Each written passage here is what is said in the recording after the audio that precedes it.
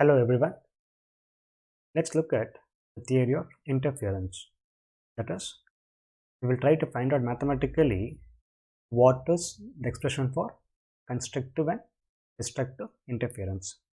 To understand this, let's consider two waves given as y1 is equal to a1 into sine omega t and y2 is equal to a2 into sine of omega t plus phi. So we consider two different waves, and for them to interfere, these waves should be coherent sources. Coherent sources means two sources having same wavelength, same frequency, and zero or a constant phase difference. As seen in these two waves, we have the waves having same frequency, which is given by omega, and also since the waves move in the same medium, they'll have same wavelength also, and also we have a constant phase difference. Let's find out what happens when these two waves will superimpose. Let's rewrite the two equations separately. The equations are y1 is equal to a1 into sine omega t and y2 is equal to a2 into sine omega t plus phi. The assumption here is that we take an x is equal to 0. That means we are trying to find out what is the resultant displacement at the origin itself. Otherwise, general form of wave equation would be y is equal to a into sine of omega t minus kx. This is the general form of a wave equation, but here we are trying to find out what will be the displacement at x is equal to 0. Keep in mind that the pattern will be same. We can find the resultant displacement at any point, and to make it easy mathematically, we chosen x to be 0. You can as well as do the same derivation or same theory what has been done here, taking the form y is equal to a sine of omega t minus kx. The behavior will be same. The answer will not change. By using the principle of superposition of waves, the resultant displacement at any one point is equal to the vector sum of individual displacement. This is what we saw in the theory class. So here y is the resultant displacement, and that is equal to a1 into sine omega t plus a2 into sine omega t plus phi. Expand the second expression, and this is as it is a1 into sine omega t plus 8 into, we need to expand this, it's for the form sine of c plus t is equal to sine omega t into cos phi plus cos omega t into sine phi, the entire thing under with a2, that is equal to is a1 into sine omega t plus, we'll break the terms, a2 into sine omega t into cos phi plus a2 into cos omega t into sine phi. Let's pull out the terms which have sine omega t together. That will be this plus this term. So if we pull out sine omega t common from these two, then what we get is it will be a1 plus a2 into cos phi, that into sine omega t plus a2 into cos omega t into sine phi. Now we know that for a given wave, a1 is a constant and a2 is a constant, and also phi remains constant because phi could either be 0 or constant value. The whole thing is a constant. So let's call this, let's call a1 plus a2 into cos phi as A into say, cos theta, where this A is the resultant amplitude at the given point and theta is resultant phase. So A is equal to resultant amplitude and theta resultant phase at a given point. And let's write even here this A2 into sine phi is a constant. So let's put that also as A2 into sine phi as A into sine theta. Putting these values in the above expression, what we get is y1 is equal to, it is A sine omega t into cos theta plus it will be A, this term would be cos omega t into sine theta. Now if we pull out A common from here, then what we get would be, it will be A into sine omega t cos theta plus cos omega t into sine theta, and this is of the form A of sine of omega t plus theta. So this is the expression for resultant displacement. As expected, even this also has the same form only. It is again even the point also will have harmonic oscillations. It will oscillate about the mean position at the amplitude between plus A to minus A. Let's find out what is A and then theta from the expression. To find out A, let us call this as say 1, this as 2. To find A, let's square and add 1 and 2. So squaring and adding 1 and 2, what we get would be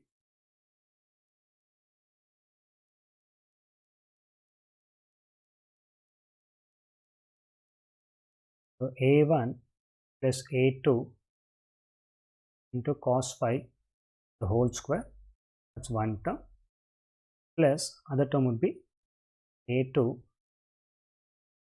sin phi the whole square, that is equal to, it will be A cos theta the whole square plus A into sin theta the whole square. Expand this, becomes A1 square plus A2 square cos square phi plus 2A1 A2 into cos phi, that's the first term, plus A2 into n square phi, that is equal to A square into cos square theta the whole square here plus A square into sin square into theta. Let's club this term and this term together, and also let's pull out A square common from here. Then what we get would be, it is A1 square plus from these two terms, if we pull out A2 square, then what remains is sin square phi plus cos square phi plus it will be 2A1 A2 into cos phi.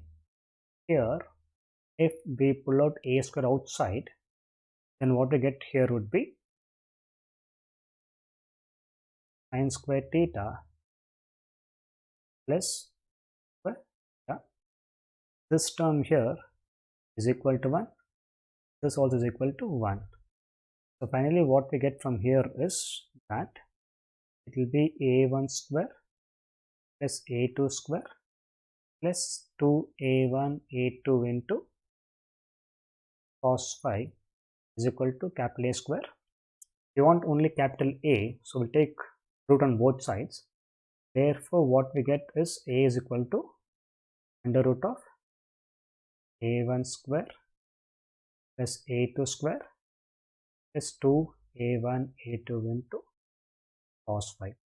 So this is the resultant expression for resultant amplitude.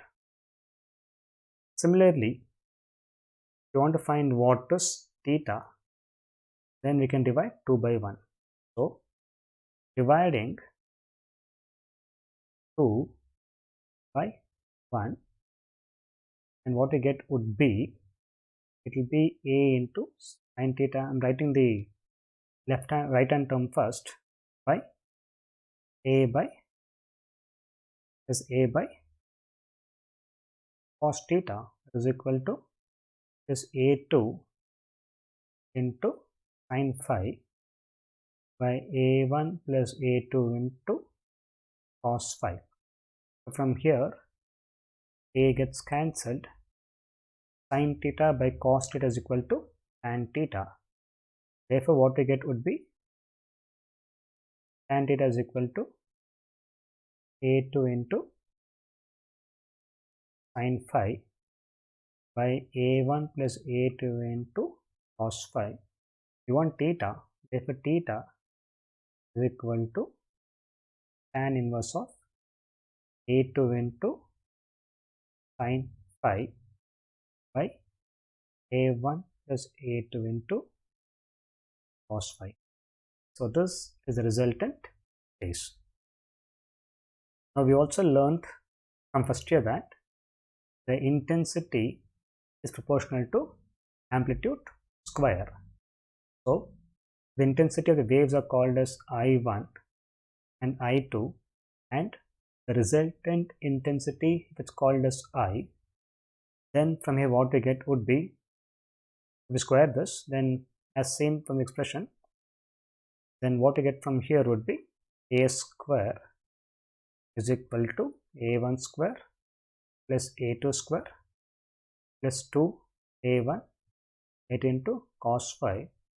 In terms of amplitude, we can say I is equal to I1 plus I2 plus 2 of root I1 root I2 into cos phi. So this is the resultant intensity. As seen here, the amplitude at any point depends on phi, as well as intensity also depends on phi. So this is the theory of interference. Let's find out what are the conditions for constructive and destructive interference. Recall that in case of constructive interference, if you have two waves, and let's assume that they are same amplitude, then when the crest falls on crest, resultant will have a higher amplitude. Example, imagine that this distance is say 2 meter, and this also is say 2 meter. When this crest falls on this crest, then what we get would be resultant of 4 meter from the mean position. This should be 4 meter. So whenever crest falls on crest, we get constructive interference. If we take a case where the crest falls on the trough, so this would be plus 2 meter and this would be minus 2 meter. So at the displacement of this particle would be 0. Whenever crest falls on trough, we get destructive interference. We need to summarize this in the form of expression. So as seen, the amplitude at any point A is given as under root of a1 square plus a2 square plus 2a1 a2 into cos phi. Mathematically, the range of cos phi is between plus 1 to minus 1. The maximum value of cos phi would be plus 1. So when this is maximum, then A becomes maximum, because for given two waves, A1, A2 would be fixed. We are assuming a case where A1, A2 are different. We can also take a case where A1, A2 will be same also. We'll generalize it first. So for constructive interference, it's called as case 1. In this case, what we get is we get cos phi is equal to plus 1. This happens when phi is equal to 0, phi is equal to 2 pi, phi is equal to 4 pi, etc. Therefore, we call it as A maximum, that is equal to A1 square plus A2 square plus 2A1 A2 into plus 1 the whole under root, and that is equal to A maximum is equal to, this is of the form A1 plus A to the whole square. So whenever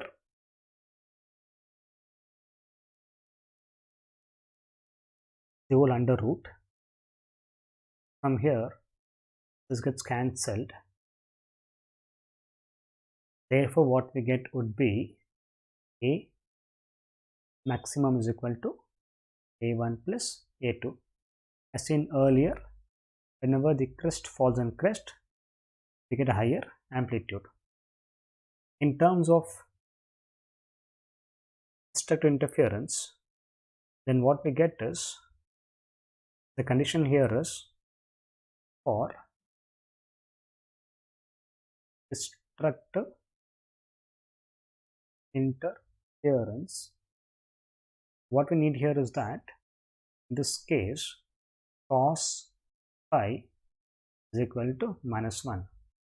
This happens when phi is equal to pi, 3 pi, 5 pi, etc. So, if we write it here, then A minimum is equal to, it will be A1 square plus A2 square plus 2A1 A2 into minus 1.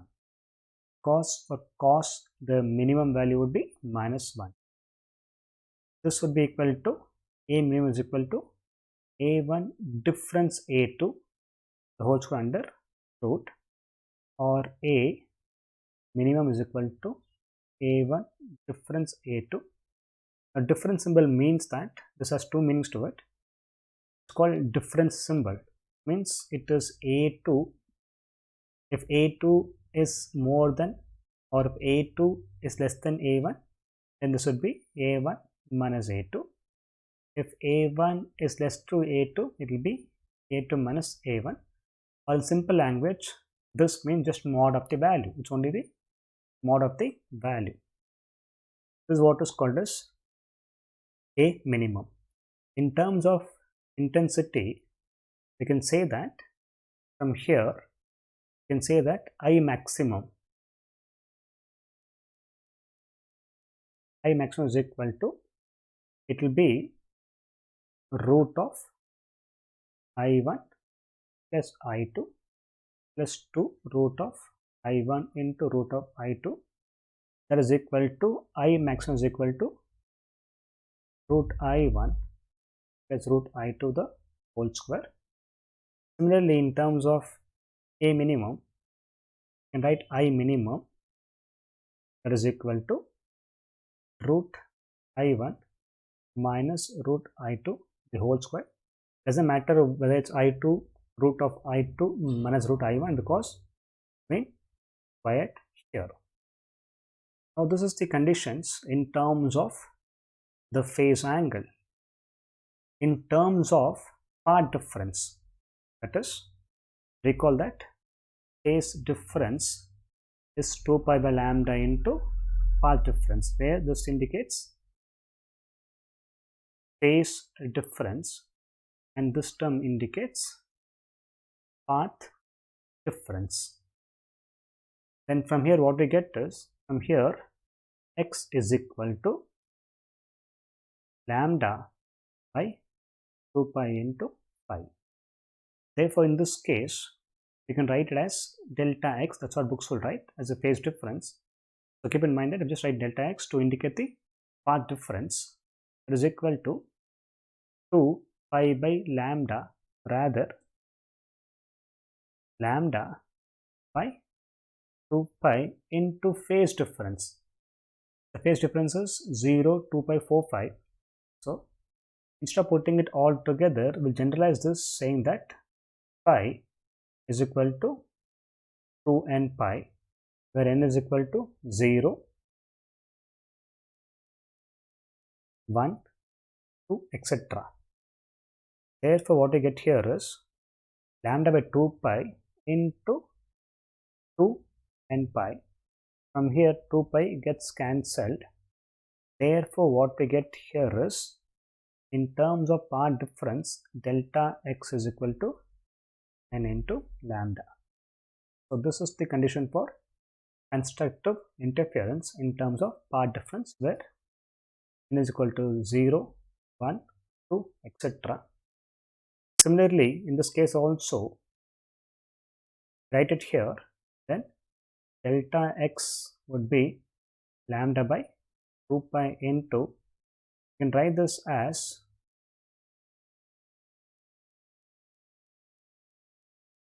phi is equal to 2n minus 1, where n is equal to 1,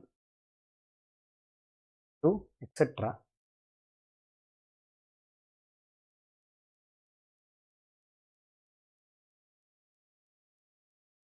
So putting it back, then what we get here is, it will be 2n minus 1 into pi. So from here pi gets cancelled.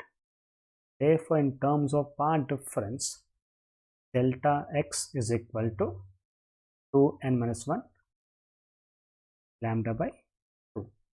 So this is the form for destructive interference. To understand this, here we can say that the path difference would be 0, lambda, 2 lambda, 3 lambda, it goes on like this. And here delta x is equal to lambda by 2, 3 lambda by 2, 5 lambda by 2, etc. Just to make sense of what is given here of these two equations, let us consider two waves.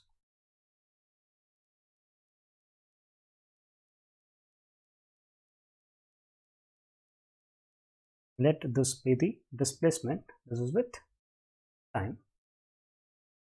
So let's consider two waves. Let's consider a wave like this.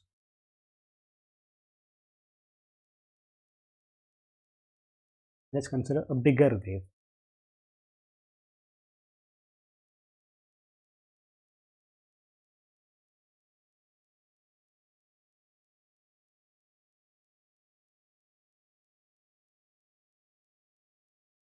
Something of this kind. Let's call the points.